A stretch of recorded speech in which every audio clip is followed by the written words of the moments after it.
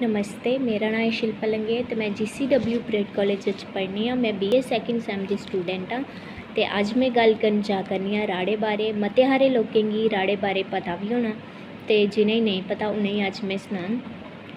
राड़े जेह्ड़ा ऐ डुग्गर प्रदेश दा गै इक मन्ने तरमन्ने दा ध्यार ऐ जिसी कुड़ियां रली मिलियै बड़ी धूम धाम कन्नै मनांदियां न। ते इस राड़े बारे सानूं सनाया साढ़ी डोगरी दी प्रोफैसर गंगा शर्मा जी होरें।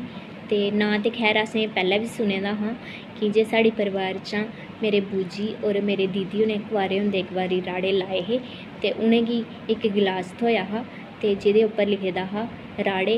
ते असें दिक्खियै उ'नेंगी पुच्छना जे एह् राड़े कैह्ली लिखे दा, एह् राड़े होंदे केह् न, ते उ'नें सानूं सनाना जेह्ड़े राड़े न ओह् हाड़ म्हीने दी पैह्ली संगरांदी लांदे हे ते सौन म्हीने दी पैह्ली संगरांदी रुट्ट आह्ले दिन सारियां कुड़ियां मिलियै दरियाएं नैह्रें जाइयै भरवाई जंदियां हियां। जेह्ड़े राड़े न ओह् घड़े दे गलमे च मिट्टी बीं हैल पाइयै ओह् रांह्दे हे ते उसदे कन्नै गै बीएं दी परख बी होई जंदी ही।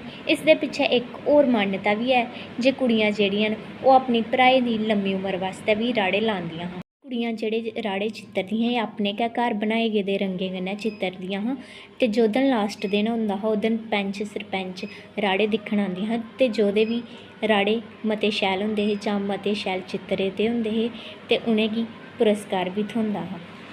इसदे कन्नै गै मैं धन्नवाद करनी आं साढ़ी प्रोफैसर गंगा शर्मा जी हुंदा जिनें असेंगी मौका दित्ता राड़े दी इक म्हीने दी वर्कशाप च पार्टिसिपेट करन दा। इसदे कन्नै गै मैम रोज़ 6 बजे साढ़ी शामीं मीटिंग लैंदे हे जेह्दे च मैम सानूं रोज़ कोई ना कोई नमीं गल्ल सखांदे हे ते रोज़ सानूं मोटिवेट करदे हे अपने जीवन दे लक्ष्य गी लेइयै।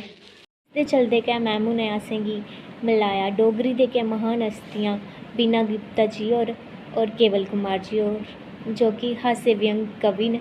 बड़ियां गै शैल कविता सनाइयां और बड़ा चंगा लग्गेआ असेंगी सुनियै और मैम होरें बी सानूं बड़ा मोटिवेट कीता, बड़ियां चंगियां शैल गल्लां सनाइयां।